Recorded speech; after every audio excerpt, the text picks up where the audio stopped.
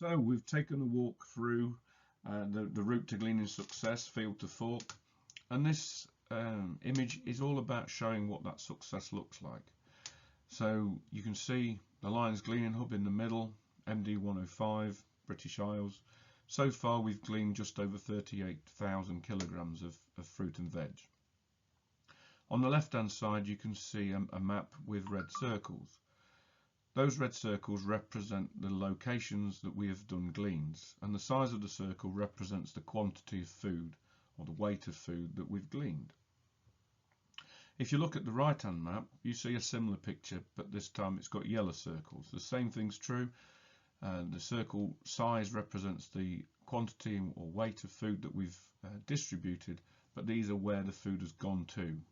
And you can see we've been all the way up into Aberdeen, Dundee, Edinburgh, Glasgow, right the way down into London, down to the south coast, and even into Wales.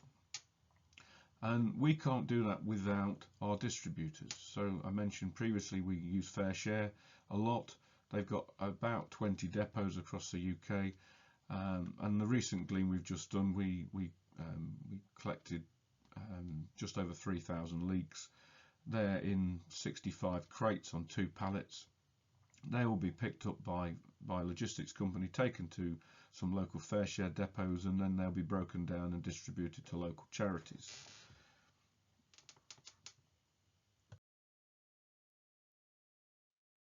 So one of the interesting things as far as our volunteers go, our volunteers aren't all lions.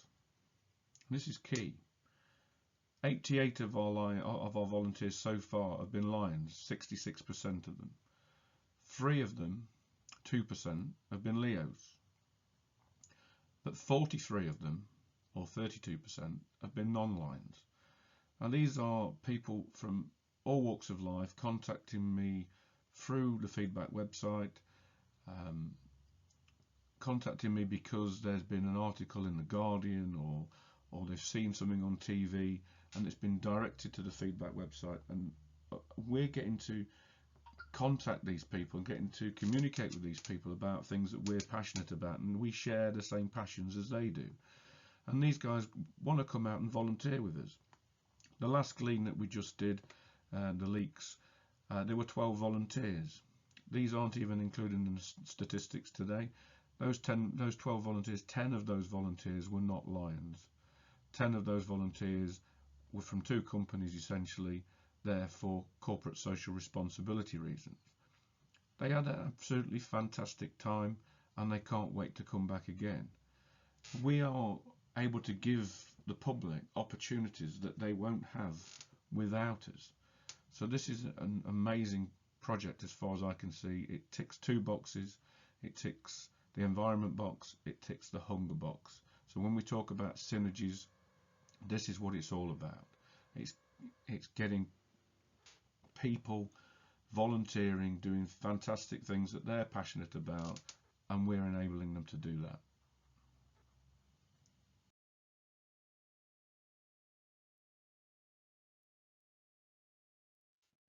But all our gleans don't have to be large-scale farm gleans.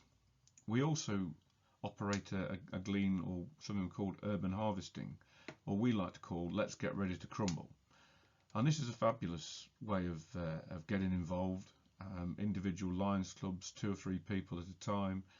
You advertise it on Facebook, local newspapers, whatever, and you basically offer your service to go and harvest people's trees, fruit trees from their back gardens. And so far we've managed to harvest about 560 kilograms of food doing this.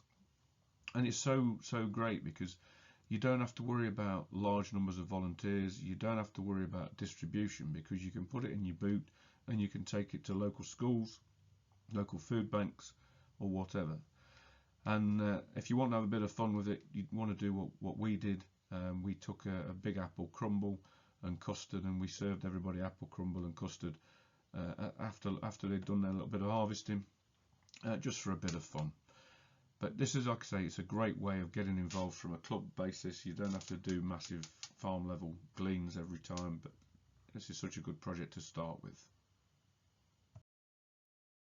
So our next topic is Lions Feeding the 5,000.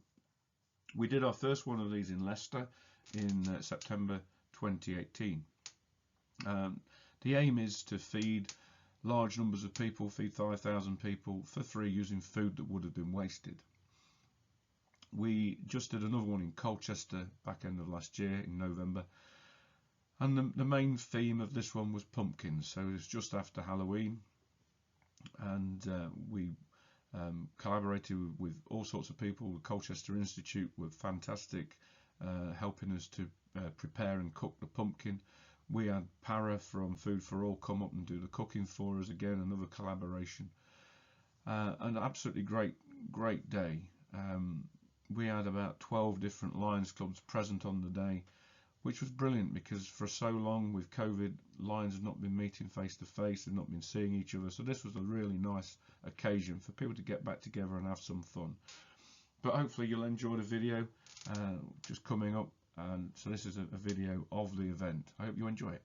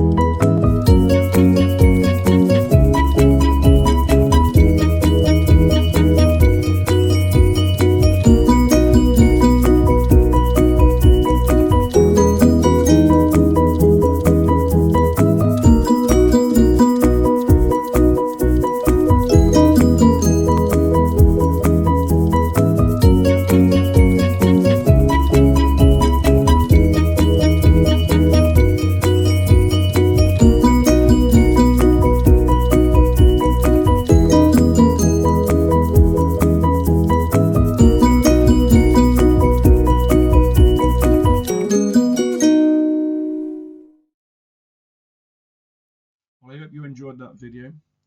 We have got another event planned, hopefully in Lincoln, again using pumpkins. But here we have our third set of Club Hunger projects. This is feeding the public. So we have Bungay Lions Club with one of their Sunday dinners that they regularly do. We have Shepshed Lions Club feeding the elderly. We have Thorn Rural Lions Clubs doing their fruit baskets. Coventry Godiva Lions doing their feeding station, and Coventry Leothric Lions doing their feeding event. All fantastic work, and again, just an example of what's going on in our multiple district. And here we have the last of our 4 Club Hunger projects. This is a gleaning one, and you can see on the left we've got Dartford and Ashford Lions Clubs who joined with some members of the public to do a glean in Maidstone. This was all soft fruit. In the middle we have Peterborough Lions and East Anglia New Century Lions joining together with members of the public, and I believe some of Felix Project as well, to glean leeks in Cambridgeshire. And then on the right we have various Lions Clubs: Barton, East Anglia New Century, Warling District, CW Burt Mason Internet Lions Club, Shirley Lions Club and Stafford Lions Club, plus members of the public, all coming together to glean the huge amount of pumpkins that they did in Penkridge in Staffordshire. So here we have Bags of Taste. Bags of Taste is a project that was set up in Hackney by a lady called Alicia Weston. Alicia has really gone to town on thinking about how to put this project together. It's not just a cookery lesson. She'll thank me for saying that. It's so much more than that. It's about removing the barriers that stop people cooking. It's about education. It's about encouragement. It's about mentoring. And its success rates speak for itself. So I'll say no more. I'm going to introduce you to Lion Andrea Cooper from District 105 CE. She's our district hunger officer, and she's currently leading on a pilot project with her club in Chelmsford to see how lions can get involved with Bags of Taste, with the hope of maybe rolling it out nationally. Hello, I'm Lion Andrea Cooper, President of Chelmsford Lions Club and Hunger Officer for District 105 CE. Back in 2020, during the first lockdown, our club was looking for a project that we could help out with while everything was shut down. We came across an online request from a not-for-profit organisation called Bags of Taste. I'd heard of them before because Lion Chris Hibbett had been helping out with their projects in East London, where they basically invited people in food poverty along to church halls, village halls and such like to learn how to cook in the company of others. But obviously COVID stopped all that and they decided to take the course online. The area they were looking for assistance in was Maldon, which is close to Chelmsford, and the course was operated by way of online videos, and each person accessing the course was allocated an online mentor via WhatsApp who talked them through the course and offered them encouragement. So everything was in place, but they needed someone to help with the logistics of actually shopping for the food, packaging it up into the separate bags of taste, and delivering them into the Maldon district, which is over quite a large area. For the online course, ingredients were provided in each bag to create 3 different recipes: chana masala, Italian pasta sauce and a rice pilaf. The basic recipes cost £1 each and potentially serve 4 people depending on their appetites. These form the basis of some basic meals that can be adapted as the learner grows confidence in the kitchen. The shopping provided a bit of a challenge during some of the lockdown shortages, but we soon learnt the best and cheapest places to get specific items from.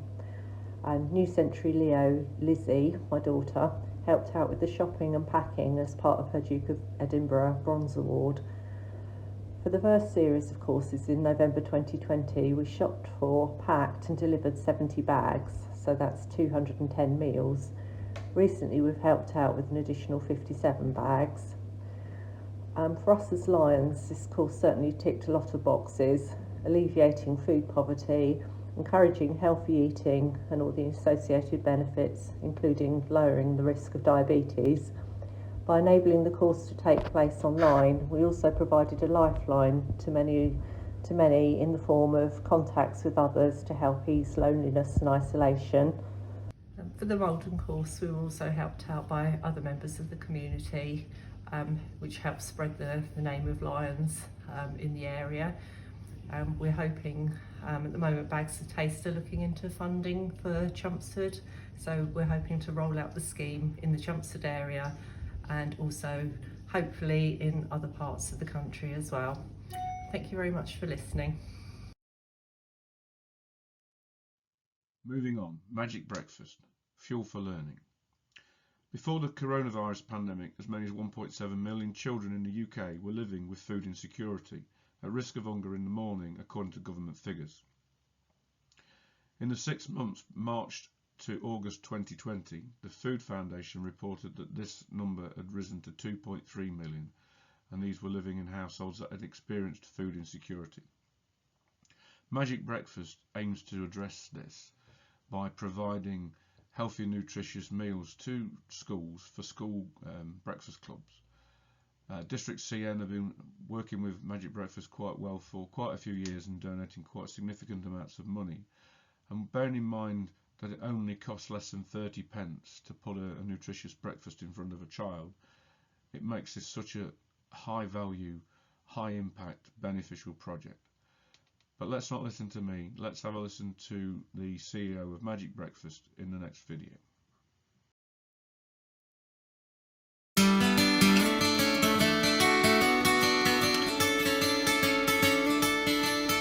My favourite Magic Breakfast is bagel and juice. Beans on toast, crunchy nut. Toast and cereal. When you think about hunger as a barrier to learning, you don't tend to think about this country. When you think about children fainting in the classroom, you don't tend to think it happens here. But shockingly, there are over 500,000 children who are arriving at school too hungry to learn. Hi, my name's Carmel McConnell. I'm the founder and chief executive of Magic Breakfast. And with the Education Endowment Foundation support, I'm really confident that we're going to make sure no child starts the day too hungry to learn. Children who haven't had breakfast in the morning, you see them looking tired. There won't be the children excited about the learning. There won't be the children with their hands up. And the most important lessons are taught in the morning. So if you're a hungry 7-year-old and you go to school, you're sitting in the most important lessons, unable to focus. Our children come from families who have very low incomes. Having a healthy meal, having healthy food is something that, they struggle with. Now, the Education Endowment Foundation has been an absolutely crucial ally to Magic Breakfast. Research in 106 of our schools found that the support that we give, a combination of healthy, nutritious breakfasts plus a range of support that encourages the school to maximise the educational outcomes, found that those children in receipt of our support were on average 2 months ahead in any one academic year. It's really something that we value, and we know that the families value too.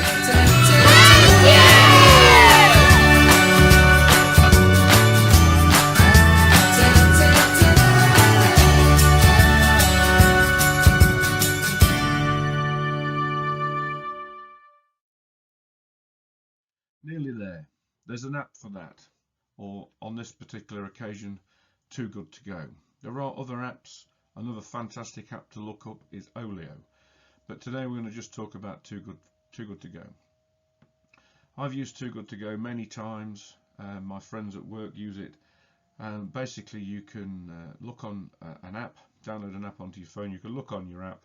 You can find opportunities to rescue food that's going to go to waste. So it's perfectly good food, but it won't be.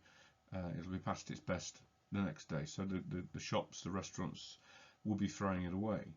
All you do is you purchase that item of food or that bag of food, called a magic bag. Often it will cost £3 to £4, but you'll be getting £12 to £15 worth of food. You go to the shop, you redeem your voucher, you take your bag of food home. So far, looking at the figures there, over 8,400,000 people, users are ready to save delicious food. Over 42 million kilograms of food have been saved from restaurants so far. and 90 million in-app views of restaurant magic bags magic bags to date. So it's a great, it's a very simple app to use. Really recommend people download it and use it. And if you do use it, don't keep it to yourselves. You know, put it on Facebook, put it on Twitter, put it on Instagram. Tell people, tell your friends what you did, how much you paid for it. Get them to download the app, and let's save more food, because this is really important stuff. This is where we can really do our bit as individuals.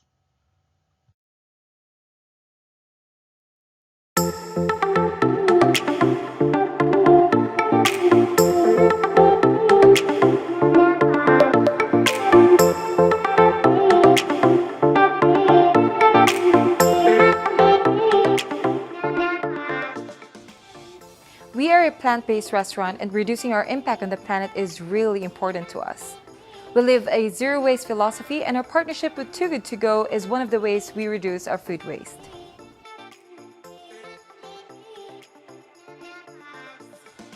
It's actually a win-win solution. Through Too Good To Go, we can save a lot of food that would otherwise be thrown in the bin, and the app's really easy to use.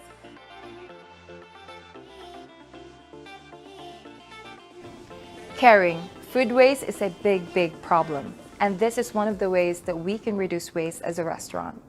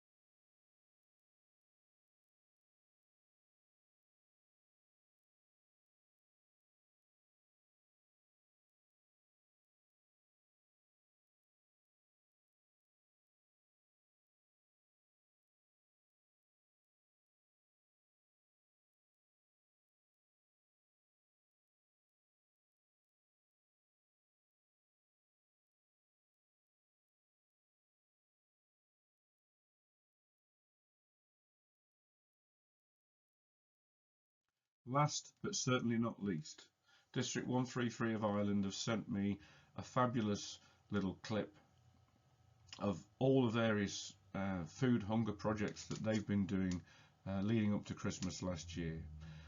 Lovely clip put together by Lion Orla. I really hope you enjoy it, because I feel this is a really good special way to finish the session off. Enjoy. We each play a part in our own special way, lions doing their best to make brighter days. We all join together across this great land, feeding the hungry wherever we can. Feeding the hungry, a cause that is great, making sure all mankind has food on their plate. Lions from all over take food field to hand, to help prevent hunger across our great land. To raise people's spirits and hunger prevent, we help set up food banks with cheer that is meant. When our lions get together, the job we do is great, making sure all mankind has food on their plate. Feeding the hungry, a cause that is great, making sure all mankind has food on their plate. Lions from all over take food field to hand, to help prevent hunger across our great land.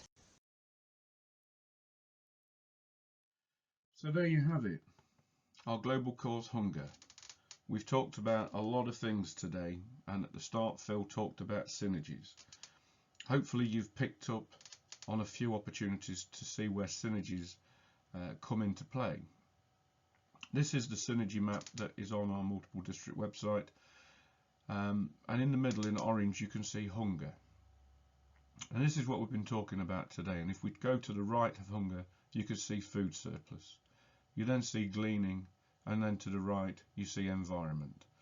This is a direct link. Gleaning is essentially as much environment as it is hunger. So this is about synergy in its purest form. If we go further to the right, we have opportunities, as you heard from Richard Bauer, to work with young farmers, to work with the National Federation of Farmers, the NFU, National Farming Union, sorry. Now if you think about young leaders in service and young farmers, if we can get young farmers doing environmental work, gleaning nutritious food to feed people, we can also give them service certificates, young leaders in service certificates. So there's another synergy there. You might find within the young ambassadors, sorry, within the young farmers, there are some candidates for young ambassador. From environment, we've got all sorts of things through plastic pollution, throwaway culture, litter picks. If we go upwards, we've got the environmental books, Wild Tribe books that Ellie Jackson writes. You'll be hearing more about all of this when you hear from Malcolm and his team on environment. But this is what it's all about for us, for the global service team. It's about synergies. It's about working together, not in isolation, not in competition. It's about working together to serve our communities. So I hope you've enjoyed today. I hope you understand or start to understand the idea of synergies, and if you've got any questions, I'll be more than happy to answer them. Thank you very much for listening.